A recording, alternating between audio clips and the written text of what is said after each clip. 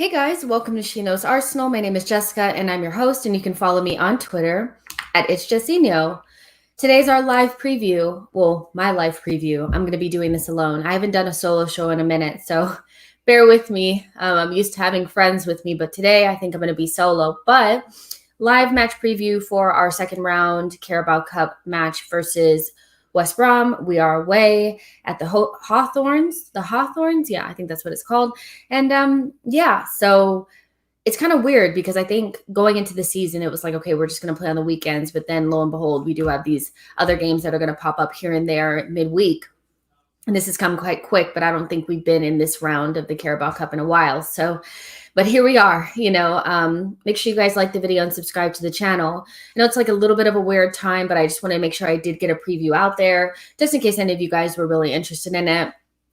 Usually we do these a couple days before, but we just didn't have time. But yeah, so on today's preview, what we're going to be talking about is kind of availability. Who do I think should be in the starting lineup? If there's anything that West Brom is doing that kind of scares me a little bit, and things like that. And obviously getting your comments and questions in the chat box. So make sure you guys are in there. Make sure you answer the community poll. I have asked, are we going to win today? So let me know if you guys think that we're going to win or not, and if you want to in the chat box, let me know why. In the past, these were games that I think we looked forward to because we would be fielding a team full of youngsters, maybe some fringe players, and we would easily dispatch championship level opponents and move on to the next round. But in recent history, it's been difficult. I can kind of name a couple of games where we probably should have just won, but it was difficult, late winners and stuff like that. So it's not a foregone conclusion whether we're going to win this game or not. I think, maybe a couple months ago, people would have said like, oh, well, if you don't think we can beat West Brom, you're just being negative. But if you look at our past results and how those games have kind of unfolded against what we would consider inferior opponents, I don't think you can really say that you're being negative. You're kind of, at this point, being a little bit more realistic than somebody who's saying, of course, we're going to win. That being said, I would expect us to put out a strong lineup and put them away early if we can. It would be nice to see a goal, but for me, it could either go one of two ways.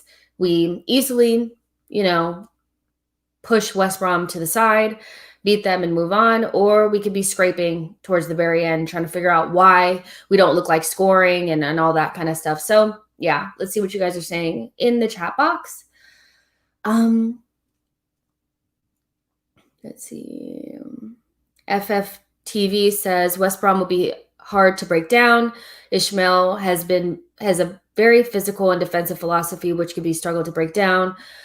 Yeah, we'll see what happens with that. I do think the last couple of games that I've watched them play, what I noticed is that they're a lot more resilient than they were under Big Sam. And I think Vidic or whatever the name of their original coach was when they came into the Premier League, they're a lot more resilient defensively, and they look quite galvanized under Ishmael. So it's going to be interesting to see.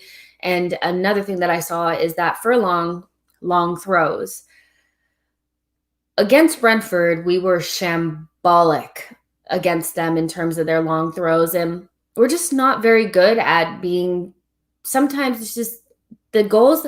I would say 3 out of the 4 goals that we've given up this season already have been easy, standard schoolboy defending, if you will. So knowing that Furlong has that long throw and seeing how we just failed to really take care of it versus Brentford makes me a little bit scared. But I did notice that they're very physical and they have more resilience defensively than they did prior to.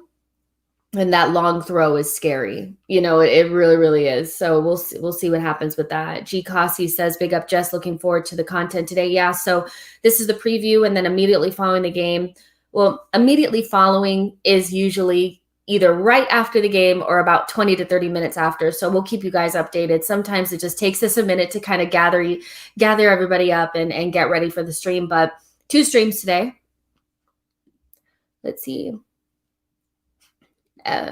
Effect says we smash West Brom. I don't know. I'm not that confident, you guys. Thrilla from Manila says like and subbed. Thank you so much. And Giovanni says, with no European tests this year, all cups are important for us to compete in. We need to put out a strong but reasonable side. And I don't think we have any choice but to put out our our strongest side. Let's be real. A reasonably strong side for me is still a side that can get beaten by West Brom.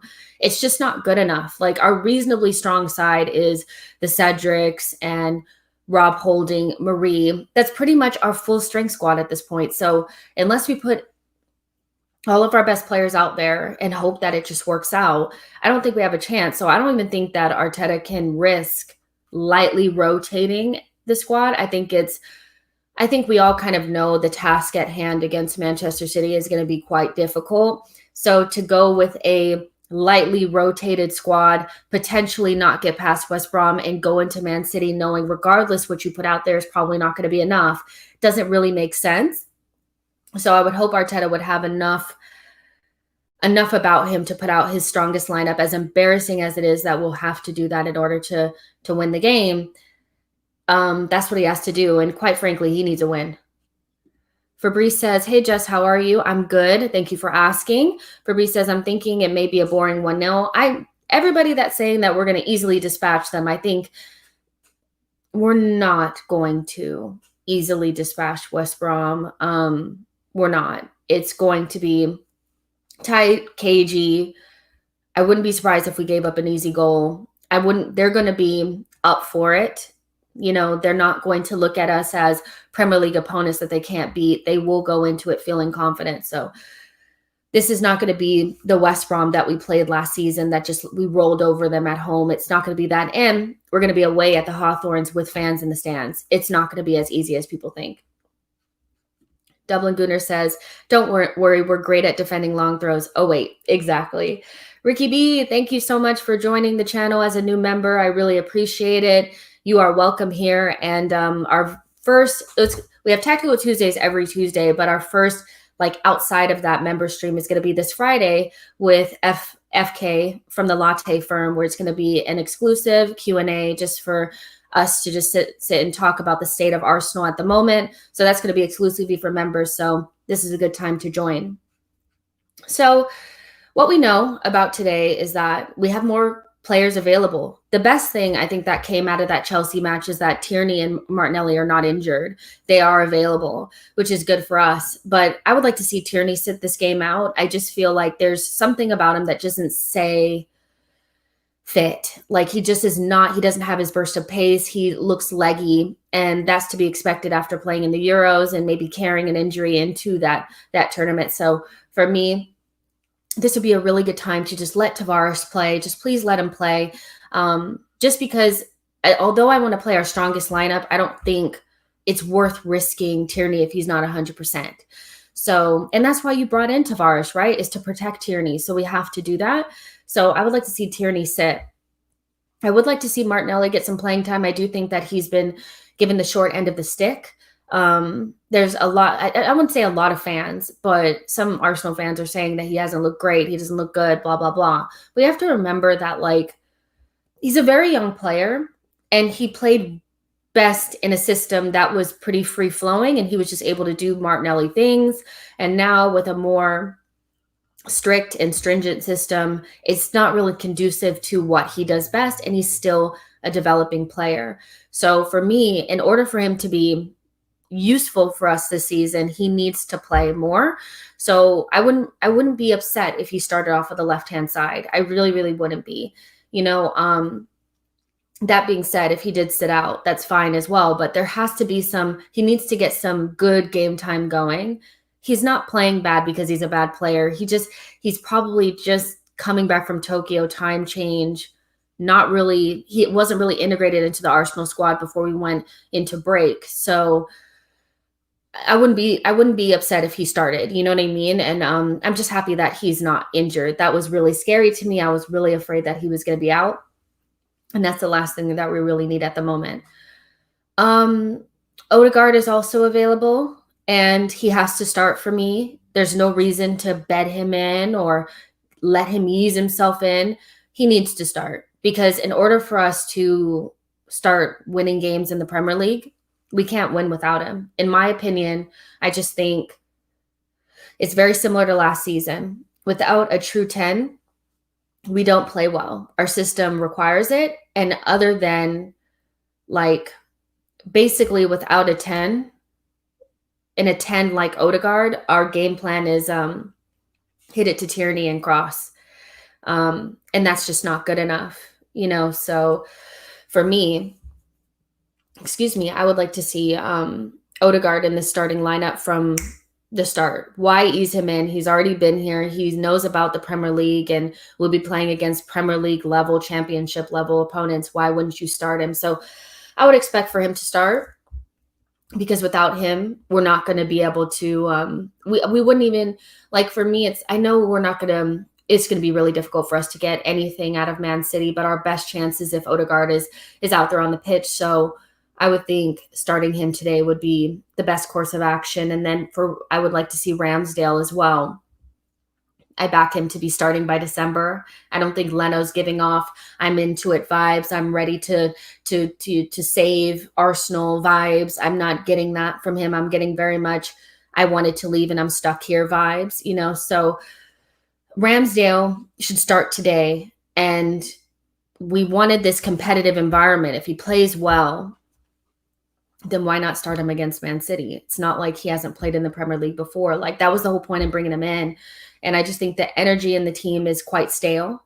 It's not something that is, for me, the environment is not really conducive to us really winning games. It's just very stale. We have 5 to 6 players that have had one foot out the door and are still kind of in and around the first team, and we're relying on them. And we kind of need to move away from that in order to kind of gain some momentum. So that starts today, and that starts with Ramsdale starting instead of Leno. And those are really the availability. We know that Thomas Partey is not available just yet. I don't see Gabriel starting today, and quite frankly, I would just keep him out until Norwich to just make sure. Let Marie play in this game, whatever. The guy is just, he's not very good, but if Gabriel is not 100%, don't put him in for this game. Don't even put him against Man City. Basically, our it's so sad, but our season starts against Norwich, doesn't it? So it is what it is. And we'll see what happens. But you guys let me know what you guys think in the chat box. Sorry, you guys, I'm kind of like frazzled because I have like a lot to do today, and it's like the game, this preview, something else, and after. So I'm like a little bit all over the place, and I haven't done a solo show in a long time. So I know I'm talking really fast, but just allow me for a second. Rixby says, we can't afford to risk players tonight and against City, despite an international break after. We're Arsenal and we don't have much luck with injuries. This is true. Who would we be risking injury-wise? I think that would be Tierney. So I agree with you that Tierney probably shouldn't play, and neither should Gabriel if he's not 100%. Thomas is not ready to go, but there's some players that just need to go ahead and get bedded in and start playing, and that's like Ramsdale and Odegaard, and then we'll see what happens with Aubameyang. I think that he didn't look bad when he came out there against Chelsea. He had some energy, and that's great. The last thing you want to do is see kind of like a slumped Aubameyang, one that doesn't look ready to play. He's starved of chances in this team. Without Odegaard, there's not enough chance creation for him, and we're playing against a really good Chelsea side. So, I would think that Aubameyang would play in Lacazette as well, which will give us a boost maybe. G. Kasi says, any under 23s that could be used, maybe Aziz.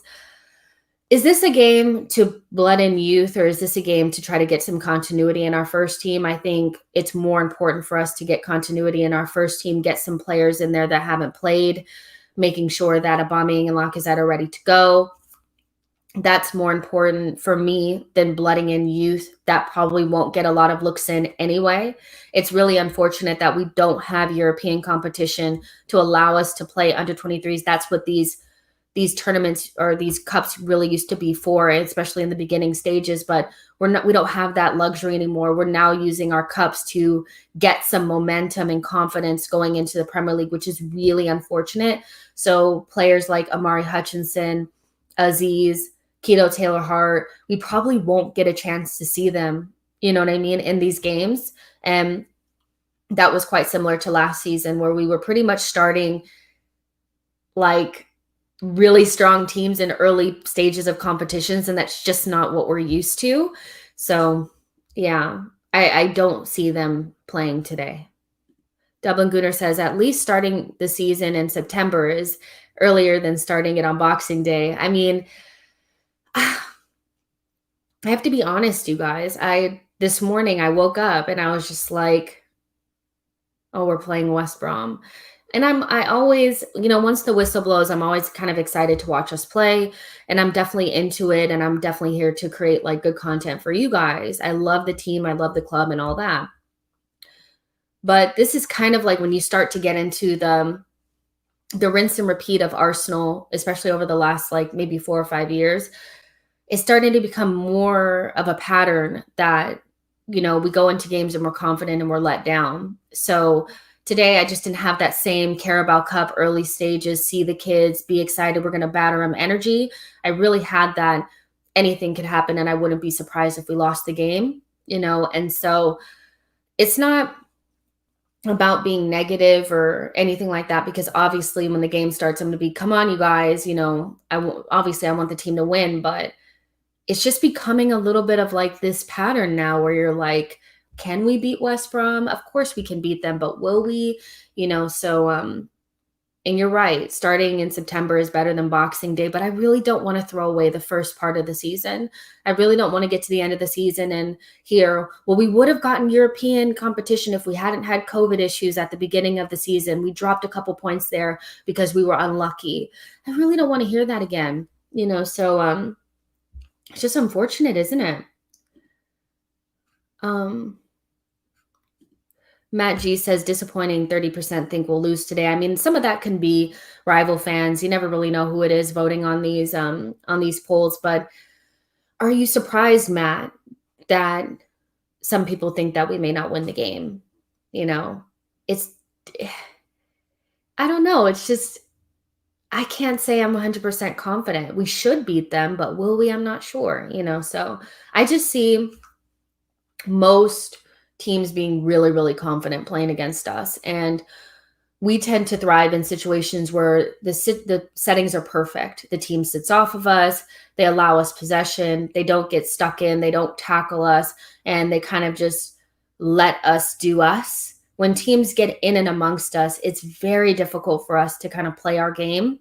It's almost like we expect to play like training all the time. And when things don't go perfect, we're shocked, so any team that wants to beat us in this state will probably just say, hit them a couple times, get stuck in, get a couple of free kicks, see if they can deal with a cross or two, and see if we can nick a goal. Like, you know what I mean? It's different now. It really, really is. G. Cossey says, will you do a watch along anytime soon? Watch along for the Man City game. We chose that one before the season started. So, and I said I would do it. So we'll be doing a watch along for the Man City match this weekend. Ricky B says, will be interesting to see who will be the starting center backs tonight. Can we afford another injury in that position? It has to be Marie and Holden for me. It just at this point, if one of them gets injured, you have to play Chambers. It just can't be Gabrielle. Ben White won't play, because of his COVID-related reasons. So it just has to be Marie and Holding, and if one of them gets injured, it's Chambers. It can't be Gabrielle, because he's so important. And again, for everybody that was saying that Marie was better than Gabrielle, he's just not. He's not. These are the type of games that Marie should be in. So Marie and Holding it is. That's who I would start. All right, so let's go ahead and I'm going to share my screen and let's build the lineup for today.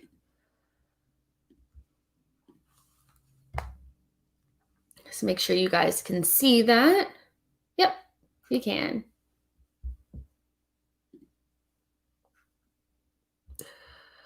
Let's take away this ad here.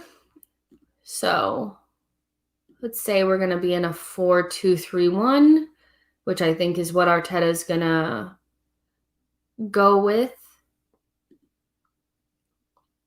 Yep. All right. So for this game, as I've already said, Ramsdale should start. No point in not. I mean, this is when you would start Matty Ryan, so start him. Why? If we want the competitive environment, this is the game for Ramsdale to come in. He won't be scared. He's played against these guys before. No need to bet him in. Just start him now. With the center backs, I would say just go ahead and start Pablo Marie. Why not? I mean,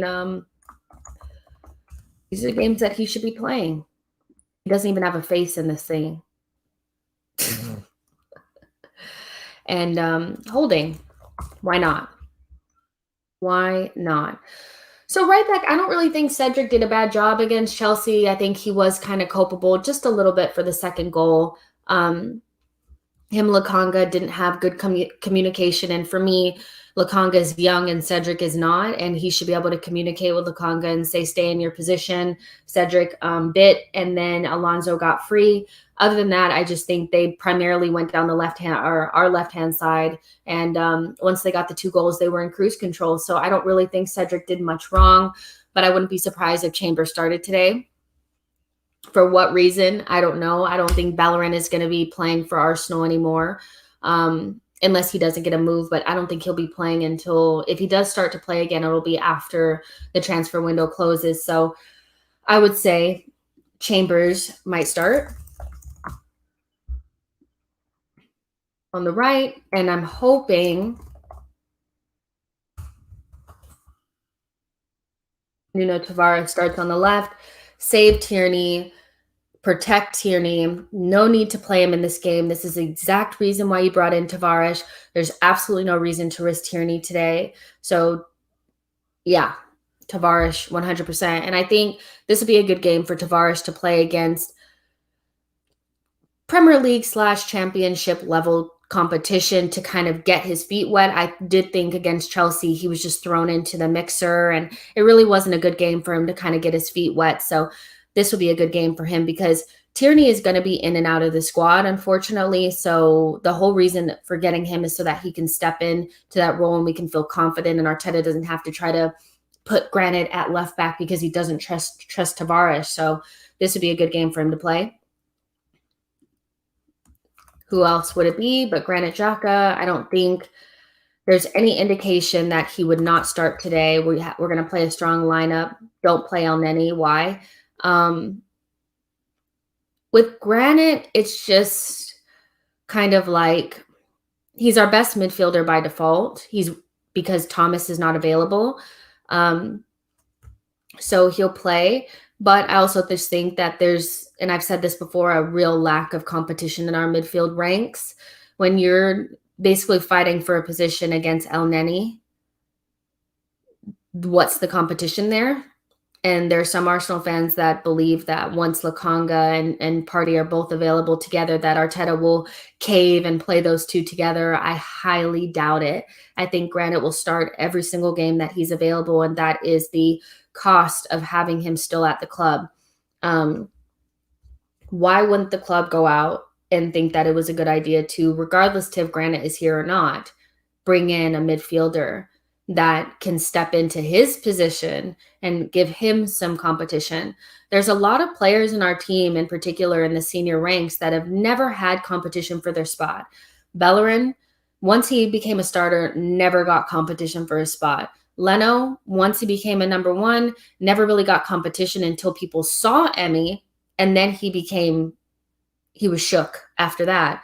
Then we went into Matt Ryan settings, and then that took the pressure off of Leno again. Granit has never had competition for his spot, not one single time. Not Torreira, not Guendouzi, not anybody. And Aubameyang as well. Like, since he's been here, he never really has felt like there's anybody that could take his spot. Lacazette's not fighting him for a position, and the kids are too young. And when you have a lack of competitiveness in your ranks, there's no surprise that there's complacency in this team. We lack leadership as it is. You don't have leadership, you don't have competitiveness, and you also, the players that we're relying on don't have that much quality. It's not like they're world-class players besides maybe Aubameyang, if you want to count him in there. There's nothing really there, so he's our best midfielder by default, and it's Thomas Partey and him, our best combination by default. But don't get it twisted. We could do better there. And it's just unfortunate that we haven't chosen to improve that position, because a midfield is where the game is won and lost. And we'll lose a lot of games this season without Thomas Partey in that midfield. So I think Sambi has done very well. He needs to keep his position, keep his starting position. I think this would be a good game for him to work on his positional awareness. Also, just get a lot of touches on the ball. I believe that we will have possession. If we don't, we're in trouble. But I think Sambi has done nothing wrong besides be a young player.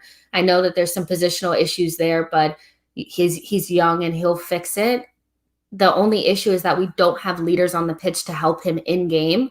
So everything that he'll learn will be more based on what they tell him after the fact instead of in game. And that's just the cost of having very average senior players in and around your young talent, is they don't really support them on the pitch.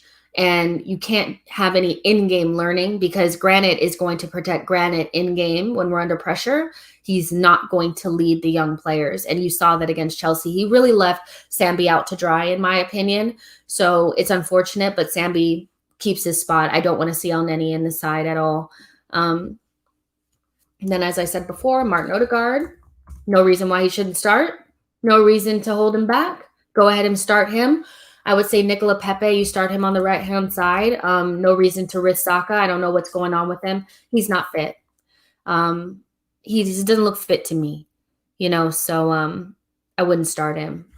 I wouldn't. And then on the left-hand side, go ahead and start Smith Rowe. Why not? Didn't do much wrong against Chelsea. Pretty much man alone up there trying to make things happen as usual. So, yep. And Aubameyang through the middle. Why not? Lacazette still, for me, will probably be recovering from COVID, so he probably just still needs a minute. So that would be my lineup for today. Very strong, overly strong for this, it really shouldn't have to come to this, but this is our best chance of winning the game. And that's really sad, isn't it? But what do you guys think? You guys let me know in the chat box what you guys think. Dolce Man 82 says Lokonga looks like he'll be serviceable. The ex-gunner says anyone passing sideways and ass backwards has no place in this team. Yeah, no Elneny today. Why? There's no reason. TDJ says, call him Sambi. He says he prefers to be called that. Yeah, I do bounce between saying Sambi and Lokonga. But he does prefer that, doesn't he? Rancid Pumpkin says Bakary Sagna was our last decent right back. Yeah. Tony says Xhaka can play twice, but Xhaka can play twice, but can Sambi play twice? Do you mean back to back? I don't see any reason why he can't. He's a young player and he's our best midfielder. If you think you'd prefer to save him for Man City, I would actually say I don't think we need him for Man City, because I'm not even joking. I'd probably play Elneny against Man City. We're not going to get anything in that game. I just feel without Thomas, it's pretty much kind of like, I don't really know. It's a hard one. I think Sambi keeps his place no matter what, and what's the point of playing Elneny? But it's a difficult one. But I think Sambi keeps his place. Yo-Yo says I'd rather Sambi start for City. I mean, the people that start today are going to start against City. We have a very thin squad that is devoid of quality. So if we start to pick and choose, you take out Sambi, the quality goes down. If you decide to maneuver things around too much, what do you have left? So it's really difficult because I don't know. I think you have to keep Sambi in there. Pioneer says Lokanga gives me hope. It's difficult. Yo-Yo says Sambi would learn more playing against the Premier League winners, in my opinion. Will he? You would say that these would be good learning experience for our youngsters, but I just think it's lessons in carrying the team. The way that Xhaka left Lokanga for dead in that Chelsea game didn't really make me feel comfortable. I know we did a tactical breakdown yesterday with George, and he felt like Lokanga was very poor positionally, and I just thought, well, what's the point of having Cedric and Xhaka out there if they can't help him? He's going to be positionally poor. It's more poor for him to be around these older players just flailing around against really good competition. I don't know if that's really a learning experience that you can really take anything from. You know what I mean? Because the players that you have around you are just so bad. Like, they just leave you for dead. So it's an interesting one, but it's not really a learning experience if you're in a team that's just going to just forego all of your tactical, whatever you have going on, and just kind of flail throughout the game. We'll see. I would start Sambi in both. Lord Gunnar says, do we still believe it was right to keep Granite? If it had been up to me, he wouldn't be here. I would have sold him for a bag of Skittles, because I knew we had the money. I knew we had the money. We spent $75 million without sales on a goalkeeper and a center back, which I like both players, don't get me wrong. But you could have sold Granite for less and been able to get a Bruno Guimaraes. You could have been able to get an Aouar. You could have been able to get whatever type of midfielder that you were looking at, a Basuma, a Ruben Neves, you could have gotten. So the club basically felt as though it was below valuation. And I feel like if this is a faceless player, somebody that we don't have such a bad history with, you could probably say, yeah, Roma was trying to mess us over by trying to get somebody for way undervalue. But because it's Granite, it makes it a little bit less redeemable, because we know how much this player limits us, and the club is also unwilling to create competition for him. We don't have a competitive environment. It's like once we keep these players, we don't want to have any competition for them. We just want them to just kind of start. So it's a weird one for me. If it was anybody other than Granite, it would make sense to me. But because it's Granite, it makes it worse because we know Granite. Does that make sense? Like if it had been somebody else, you probably would have been like, if we were in a position where we needed to sell, let me think, Coquelin. Let's say Coquelin, somebody that people don't have an affinity for, but didn't have all these bad memories. Then if somebody came in way under asking, you'd be like, hell no. But because it's Granite, it's different. And that's why. Joshua says, it's weird how Xhaka has no competition. I mean, that's what we do. We bring in these players and then they are nailed on starters no matter what. And yeah, so we'll see. But I think this lineup is good enough to beat West Brom. I think most of our lineups are good enough to beat West Brom. It's just whether or not the team is ready to perform, so I'm not really scared about, I'm not really looking at this lineup like we have no chance, but it's more about the mental aspect of it, right?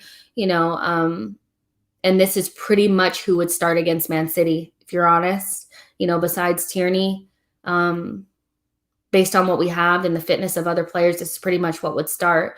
So we'll see. And we'll see how they deal with away fans, because I don't think we dealt with it very well against Brentford.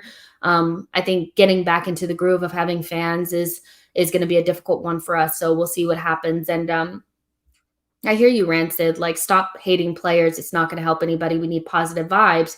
I have a hard time believing, that Granite is watching this. feeling any type of way about what I'm saying. I'm just being honest. People are asking questions about how I feel about us keeping Granite, and it's really not hate, because the reality is I've said multiple times that I think he's a good player. I do. I think he's a good player playing in a league that doesn't suit him. But next to Thomas Partey, he looks perfectly fine. In the Swiss national team, he looks perfectly fine. So I don't think it's so much hate. It's reality, and it's honest. I'm honest about it. And if the only way to talk about the team is through a lens that is not based in reality, it's based on trying to produce good vibes, then what's the point of me creating content for you guys? It's not a good time in the club's history right now. So it's really hard to get these positive vibes out here. Very positive about the young players. I think Odegaard's a good player. I want to see Ramsdale. But if I'm honest about Granit, I would say that good player, not in the right league. We should have sold him. And that's not hate. That's just reality. My reality, at least. G. Kasi says vibes doesn't get you anywhere. It's about reality. I mean, it's the reality right now. Like, you know what I mean? It's difficult to be up for things when you know that there's some craziness going on. So yeah, but that's my starting lineup. What do you guys think? Let's do some score predictions before we get out of here. I will stay for a little bit longer, but I do want to see some score predictions. You guys let me know what you guys think is going to happen tonight. Nana GK, how are you? I haven't seen you in so long. How have you been? I've been good. And I haven't seen you in so long. Where have you been? Gkasi says some people think it's still the invincible days. I mean, it's definitely not, is it? Slim Reaper says, where's Balogun? Just, I think tonight is a good opportunity for him to get goals. I'd be surprised if he doesn't play tonight at some stage. I mean, it depends on how the game goes. I think the most important thing is make sure that the players that have not played get some playing time, and then young players getting some opportunity. I think that's the order in which we have to go, because we can't afford to do it any other way. So if Balogun got some minutes, that'd be great. But is it a priority in this game? Probably not. Probably getting Aubameyang and Lacazette going is probably more important than Balogun at the moment. So I would love to see him play, but those are the type of opportunities that you lose out on by not being in Europe. And when you're not confident that your team can get the game over the line. That being said, Arteta can put out a lineup and it can be full of a lot of kids. You don't really know, do you? I mean, we don't know. That's just me. Let's see. Z Gold says 3-1 West Brom. I don't know about that. G. Kasi says, if West Brom wins, Jess, what's the next step forward? I don't know. Karan says, Torreira announced, Jess, hope you're well. A loan with an option to Fiorentina, I guess. Torreira is one of those where when we're not talking about him in terms of a transfer, I really forget he's an Arsenal player, because he just hasn't really been around, and think he's a good player. Hope he's happy. Hope he gets some playing time so we can sell him on. Joshua says 0-0. Ricky B says Abba needs to get some confidence, so expect he'll start tonight. Balogun come on for the last 20, and that's if we're winning. BX Gunner says 2-0 West Brom. I have no confidence. I'm sorry until I see the lineup. Yeah, it's hard to say without the lineup as well. Mogul XY says West Brom win 2-1. C. Finnan says I have no confidence in this team and the manager. Sorry, 2-2. I mean, a lot of people are not confident, and it could be looked at as negativity. Why can't we beat them? Why wouldn't we beat them? But our recent form against lower level opposition in cups in the Premier League has not been great, in the Europa League, so it's veering towards where you would see it's negativity, but before you would look at it and say it's negativity, but I think at this point you can say that it's a possibility. But I do think, I'm hoping that we win the game. Obviously, I think we'll win the game based on the lineup. It may change, but I'm worried. I am a little bit worried, to be honest. Yo-Yo says Arteta has dragged expectations and standards to the gutter. I mean, there was a tweet that came out the other day that was from, I think, Ornstein 2 years ago. And it was saying what the expectations of Arteta was. And it was like a respectable position in the Premier League. What does that mean? What is a respectable position? A respectable position in the Premier League, European qualification, and a culture. Those were the requirements for Arteta. Those were the baselines for him. A respectable position, European qualification, and a culture. Those are very low expectations.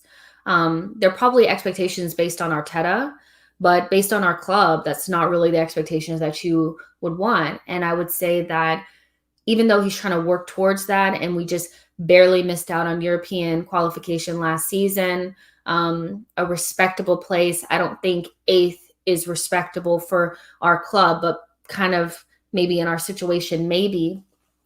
So the standards have dropped massively, and that comes from the club. Those are the club's expectations of Arteta. So that comes straight from the top. Avik, a new member of the channel, thank you so much for joining. Really appreciate it. Your first member stream will be Friday. FK will be here to do a live Q&A for members only, so good time to join, and hope to see you back for the instant reaction following the match. Let's see.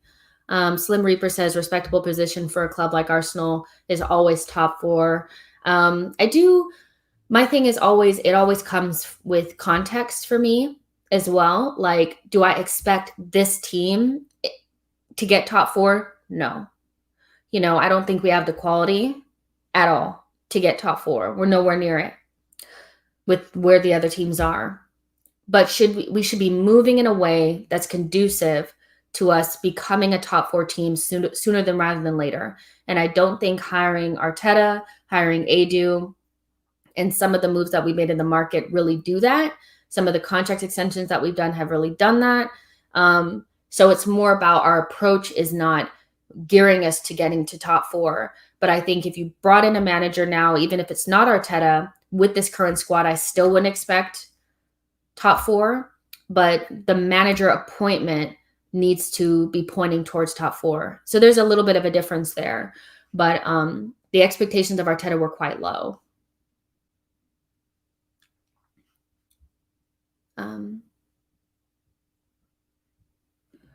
Media Center Man says, Jess, I have to ask, are you drinking lots of coffee to stay up and watch live games, or European kickoffs good for your time zone? They're good for my time zone. Like, this will be noon. Our game will be at noon for me. So, I don't have to like wake up at any silly times, except for when we have that early kickoff on Saturdays. I think it's like the 12 o'clock one. That's like 4 a.m. for me. And those are really, really hard to get up for, especially because we don't usually win them, to be honest.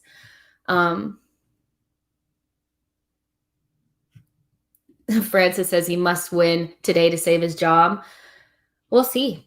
We'll see. Richard de Earl says, culture is the hardest thing to implement because it involves consistency and success over a long period of time. It will not be easy initially. And I agree with that. I think the culture part is the most difficult. And that's the part that I feel like he's probably doing the best at, in terms of creating a culture that we can kind of get behind. But is the culture is it a winning culture? I'm not sure. Is it a more healthy culture than what we had when he came in?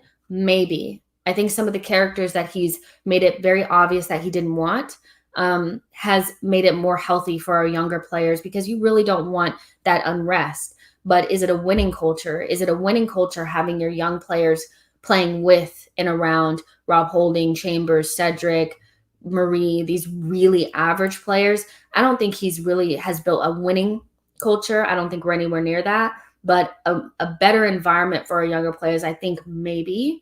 But again, it takes a long time. Like you said. Let's see. I see a super chat here from Victor. Thank you so much for your super chat. I really appreciate it. Victor says, hi, Jessica. Love your content predictions for the score today and Man City will beat Arsenal 4-0. So it's the same? So 4-0 both games?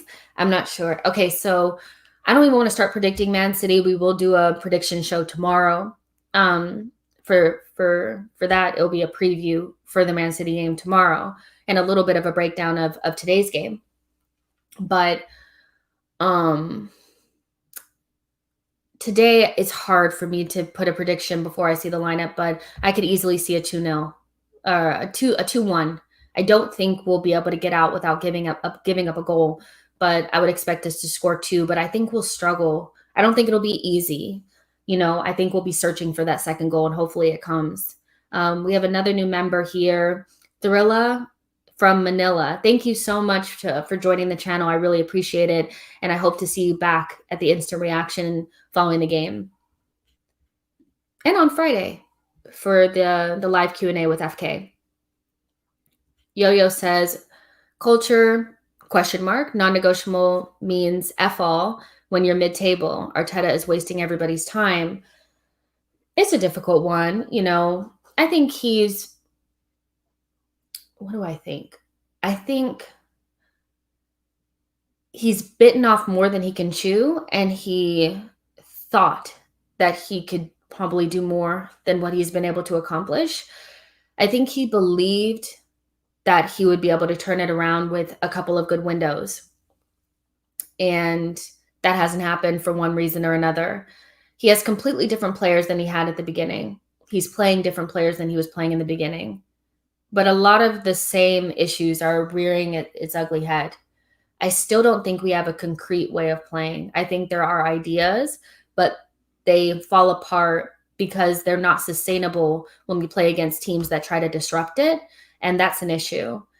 I still have questions around whether he has enough experience to implement a style of play and also galvanize the team and gain the respect of them to make sure that they're doing it on the pitch.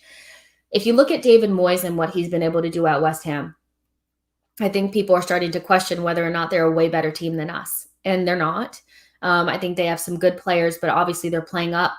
I'm not saying that they're so bad and they're lucky. I'm just saying that he's getting the most out of the group that he has because he has a system that works for them. And then once you have the system in place, all you have to do is work on keeping them solid, making sure that they feel confident that they can do it no matter what opposition they're playing. That's that other element of being a coach that I don't think Arteta really has, and making adjustments in game to make sure that you win the game. And he just doesn't have enough experience to do it all. He's struggling to do the style of play part, and it's been 18 months. So it's there, and I can see what he's trying to do, but I also feel like what he wants to do is very dependent on settings. Perfect profiles in positions, no injuries, no COVID, and other teams basically playing like cones. If they decide to try to disrupt it, it doesn't work. And he can't adjust mid-game to get it to work anyway.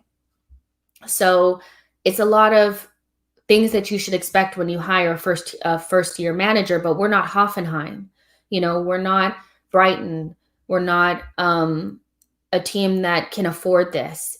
So for me with Arteta, it's just he bit off more than he can chew, but we also were stupid to give him the job. And that doesn't mean that he's not tried his hardest. I blame the club more than him, but he's low-hanging fruit. So it's easy to look at him and say, he's not good enough. Let's see. There's another super chat here from Victor. Victor says, yes, I meant Man City will win 4-0 and Arsenal should beat West Brom at least 3 goals. Arsenal hasn't scored a single goal. I'm ready for that all or nothing series. Are you? Well, so I think we'll score today. I don't think West Brom is so good that we won't score against them. I just feel that we're not good enough defensively anymore. We're not good enough defensively to keep it out. Based on what I saw against Brentford away, we're just not good enough defensively. We're too open now. Last season, we suffered offensively because we like to keep 11 men behind the ball. we were compact in defense. We were one team when we defended. Now that we're trying to be more expansive and we're kind of switching things up, there's mistakes now defensively because they're not protected by Ceballos and Xhaka or Thomas and Xhaka just sitting in front of them. So, in an extra, center back in some cases. So, I just don't see us being able to keep goals out, but I would expect us to score today. If we don't, there's huge issues, isn't there? Let's see. There's a question here. Joshua says, what do you expect from Mikel when his drones and fan pages hype him up for averageness and shushing Højbjerg instead of gunning him for results? Yeah, I mean, some people are really still Arteta in, and that's fair. That's fair. If that's what you want, then that's what you want. I just feel, for me, it's not if, it's when he gets sacked. And that's not to be negative. That's just what I think, Henry, thank you so much for your super chat. He says, stop making excuses for Arteta. Emery got top 5 with the same players. I don't think I'm making excuses. I think I'm quite clear, in what my stance is. Emery was also closer to Arsene's reign. And I think that kind of carried him through that first season. The league has really exploded also in these last couple of years. It's really a completely different league, and the competition is quite different.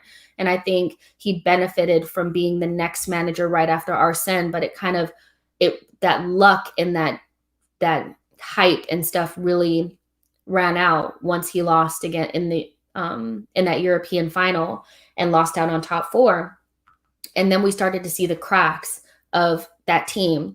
Aubameyang was also outperforming his XG massively under Emery. We weren't creating that good of chances. We weren't really that good defensively. We weren't really that good. We had a really, really top-notch striker that was saving us most games.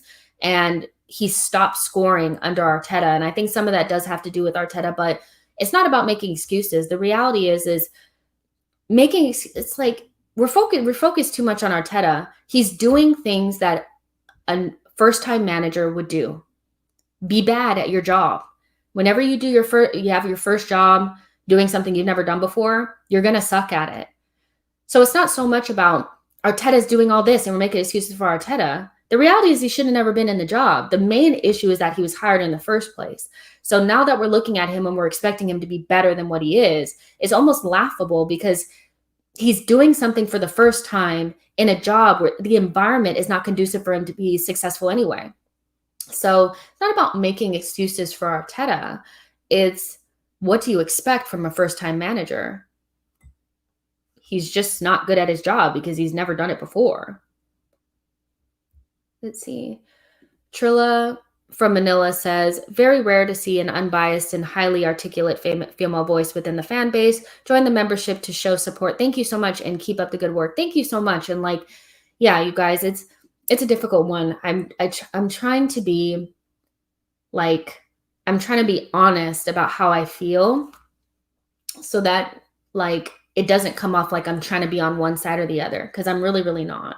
I just truly feel like the issue is more about him being in the job in the first place. And why would you expect anything different from somebody being first time on the job? And yes, I think he's arrogant and I think he thinks that he could have done a better job, but he's clearly can't, so yeah. I don't think Emery was a good coach either. I don't think he was good at Arsenal at all. So it's not about Emery was better than Arteta. They were both poor hires, and they were poor hires because we have bad ownership. This is going to be the last one, you guys. This is from Reggie. Reggie says, Jess, what tiny change do you think we could make to his style that would help the team the most? I don't think this style will be successful regardless if he doesn't have the perfect profiles in every single position. I think the way that he wants to play is quite specific, and without the technical quality and perfect specific qualities of every single player, there will always be breakdowns if you don't have perfect backups and if you have injuries. What he wants to create is not really what we need to create. I think he's making it harder than what it needs to be. He wants to play like Man City, but he doesn't have those resources, and that's quite clear to me. And so I think this style does not fit the players that we have at all. I think we would be really, really good as a counterattacking side with confidence. If we had the confidence, Aubameyang was confident, Pepe was confident, Saka is confident, Thomas Partey and Xhaka can sit quite tight in front of a back five, I do think that we would get better results, because this team is built for counterattacking, but the type of technical quality that you would need to play a very slow possession-based game based on triangles and triggers and cutbacks and slow build-up would need the technical quality that we don't possess. So I think even with small tweaks, it won't be successful. He needs the perfect profiles, or he needs to ditch it. And we have a lot of counterattacky, sprinty ball progressors that would really help, like if we wanted to play in that way, but he doesn't want to. And that's an issue for me. Yeah, so that's pretty much it, you guys. I do think it's hard, because a lot of people don't feel super confident, but we'll see what the lineup is. Hopefully we win the game, and then hopefully after the game we can talk during the match reaction about hopefully some good performances. But I don't blame anybody who is not confident, because it's difficult to be confident in this environment. I mean, we know that there's things going on back behind the scenes that are not good. They're just not. So it's difficult. I appreciate all of you guys for being here. There's 220 of you guys watching on all platforms. That's amazing. Difficult doing a solo show when you've had friends with you this entire time. Like, I was just talking and I feel like I just blacked out a little bit, but fun conversation. I hope that you guys appreciate me being as honest as possible and not trying to blow smoke for whatever reason. And yeah, I'll see you guys after the game. Make sure you like the video, subscribe to the channel, share this with a friend considering becoming a member. And Harry, Souls, and George will all be here right after the game. So should be a fun one. Talk to you guys soon. Bye, guys.